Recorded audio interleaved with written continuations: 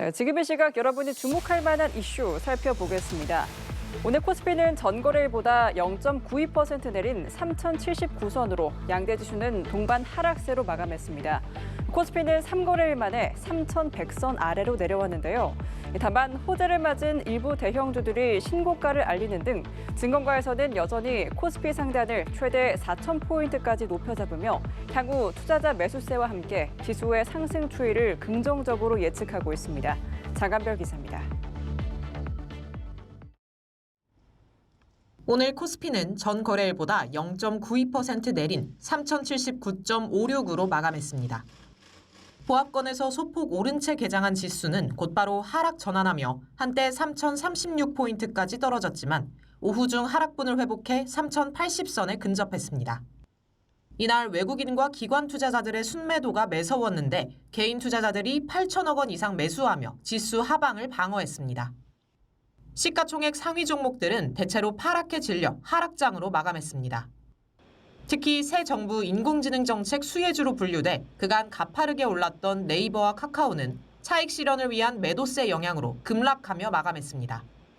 반면 SK하이닉스는 주요 고객인 미 반도체 기업 엔비디아의 로봇 기술 훈풍을 맞아 장중 29만 8,500원으로 52주 신고가를 기록했고 시총 역시 210조 원을 넘어섰습니다. 한국전력은 자회사인 한국수력원자력의 원전 사업 기대감 속 오늘 7% 이상 급등하며 약 8년 만에 4만 원 고지에 올랐습니다.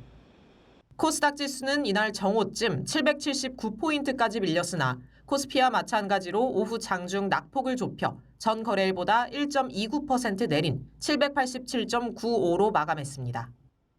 그간 국내 증시는 새 정부의 경기 부양 정책 기대감과 중동 지역 갈등 봉합 분위기까지 겹쳐 불기둥을 세워왔습니다. 오늘은 단기 급등에 따른 숨고르기 장세가 이어졌으나 증권가에서는 여전히 코스피 상단을 최대 4,000포인트까지 높여 잡으며 향후 투자자 매수세와 함께 지수의 상승 추이를 긍정적으로 예측하고 있습니다. 이날 원달러 환율은 외국인 매도세로 상방 압력을 받았으나 중동 갈등 완화와 기준금리 인하 기대감에 따른 달러 약세 영향으로 5.5원 내린 1,356.9원으로 하락 마감했습니다. 연합뉴스TV 장한별입니다. 내일은 전국이 흐린 가운데 무더위가 이어지겠습니다. 주말에는 전국에 장맛비가 내리겠는데요. 남부지방은 체감온도가 33도 이상으로 오르며 본격 폭염이 시작될 전망입니다. 또한 강원 동해안에는 밤사이 최저기온이 25도 아래로 떨어지지 않는 열대야도 나타나겠습니다. 이마경 기자입니다. 비가 그치자 전국에 무더위가 찾아왔습니다. 시민들은 다시 우산 대신 양산을 들고 바깥에 나섰습니다. 금요일은 날이 흐리고 덥기만 하겠지만 주말에는 또 장맛비가 내리기 시작합니다. 점점 덥고 습한 고기압이 우리나라로 세력을 넓힐 텐데 고기압의 가장자리로 따뜻한 수증기가 유입되며 비구름대가 만들어지겠습니다. 토요일 새벽 서쪽 지역부터 비가 오기 시작해 오후에 전국으로 확대될 전망입니다. 서울을 포함한 수도권 등 중부지방은 5에서 40mm, 남부지방은 5에서 60mm의 강수량이 예상됩니다. 남부는 오후에 비가 내려 밤이면 대부분 그치겠지만 내륙을 중심으로 벼락을 동반한 강한 강수가 집중될 수 있겠습니다. 중부는 일요일 오전까지 비가 이어질 것으로 보입니다. 주말 동안 비가 내리지만 30도 더위는 여전하겠습니다. 오히려 비로 인해 습도가 높아지면서 날은 더 후덥지근해지겠고 남부지방은 본격 폭염이 시작하겠습니다. 강원 동해안에는 밤사이 최저기온이 25도 아래로 떨어지지 않는 열대야도 나타나겠습니다. 주말부터 따뜻한 남서풍이 불어들면서 온도와 습도가 올라가겠습니다. 특히 남부지방을 중심으로 체감온도가 33도 이상 오르며 폭염특보가 발표되는 곳도 있겠으니 건강관리에 각별히 유의하시기 바랍니다. 기상청은 점차 정체전선이 북한으로 북상하며 다음 주 초까지 수도권과 강원 영서에 장맛비가 이어질 것으로 내다봤습니다. 연합뉴스TV 이마경입니다. 네, 요즘 햇볕이 따가워지면서 자외선 차단제 찾는 분들 많으신데요. 기능성 화장품으로 인정받지 않았는데도 미백, 노화 방지 등 허위 광고를 한 제품들이 대거 적발됐습니다. 소비자원은 자외선 차단제를 사용할 때는 성분을 꼼꼼히 확인하고 객관적 근거가 없는 효과를 강조하는 광고에 주의할 것을 당부했습니다. 한지희 기자입니다. 태양빛에 섞인 자외선을 막고자 바르게 되는 자외선 차단제. 자외선 차단뿐만 아니라 미백의 노화 방지까지 된다고 해서 기능성 제품을 찾는 이들이 많습니다.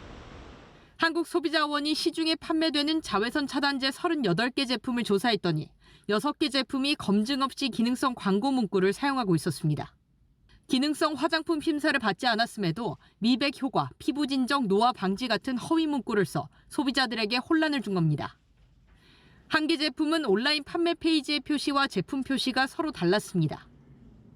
특히 조사 대상 중 4개 제품은 자외선을 차단하는 유기 성분으로 체내에서 내분비계 교란 물질로 작용할 우려가 있는 4MBC를 사용하고 있었습니다.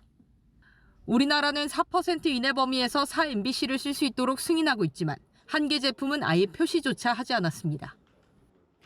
유럽연합은 4MBC가 체내에 다량 흡수될 경우 내분비계 교란 물질로 작용할 우려가 있어 2026년부터 4MBC가 함유된 화장품의 유통을 금지할 예정입니다.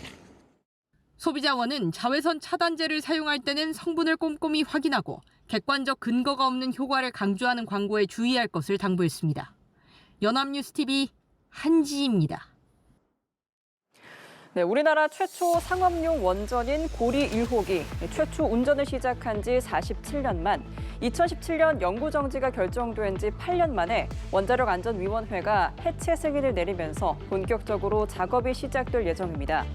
고리 1호기 해체를 계기로 한국이 약 500조 원으로 추산되는 글로벌 원전 해체 시장에 진출할 수 있을 것이란 기대도 나오고 있습니다.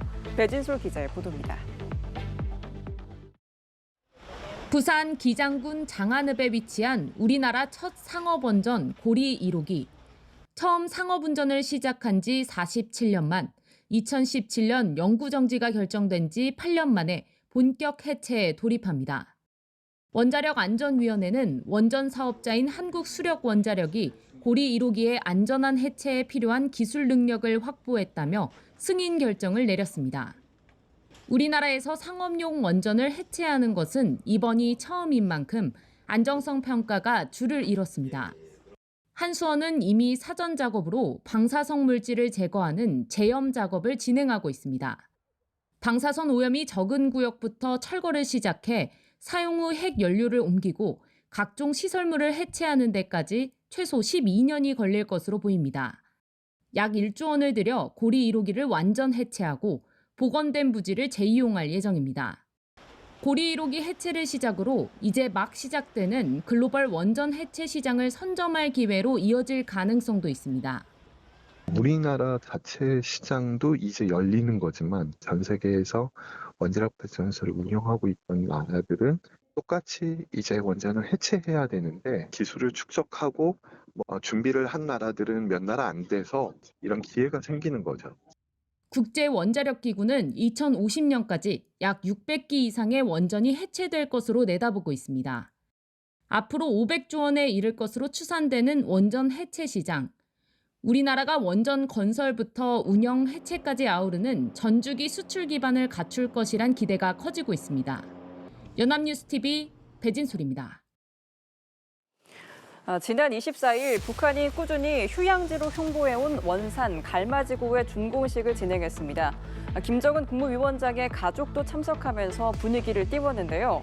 외국인 관광객, 특히 러시아인 겨냥에 우호적인 손짓도 보였습니다. 하지만 폐쇄적인 북한 체제의 특성상 외국을 상대로 한 관광업이 제대로 이루어질지는 의문입니다. 최지원 기자입니다.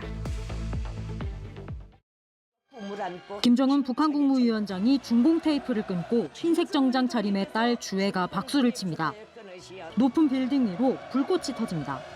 지난 24일 북한이 휴양지로 홍보해온 원산 갈마지구 준공식을 대대적으로 치렀습니다. 부인 리설주도 명품 가방을 든 모습으로 1년 반 만에 다시 등장했고 동생인 김여정 노동당 부부장의 모습도 보입니다. 김정은 일가가 총출동한 셈입니다. 북한 주재 알렉산드르 마체고라 러시아 대사를 비롯한 러시아 인사들도 이 행사에 참석했습니다. 북한이 러시아 관광객 유치 차원에서 이들을 초청해 휴양지를 홍보한 것으로 분석됩니다.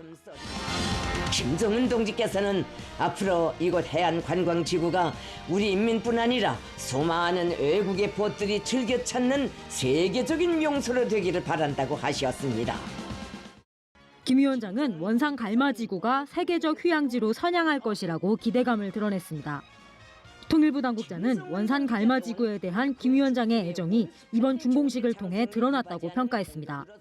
다만 통일부 당국자는 항공편 규모로 볼 때 하루 최대 170명 이상의 외국인 관광객을 유치하기는 어려울 것으로 내다봤습니다. 더군다나 러시아나 중국이 정부 차원에서 관광객을 대규모로 모집해 북한으로 보내는 행위는 유엔 안보리 결의에 위반될 소지도 있습니다. 정부는 남측 관광객이 가장 큰 손인 점을 북한도 알고 있을 거라고 보고 입장을 주시하겠다는 방침입니다. 연합뉴스 TV 최주원입니다.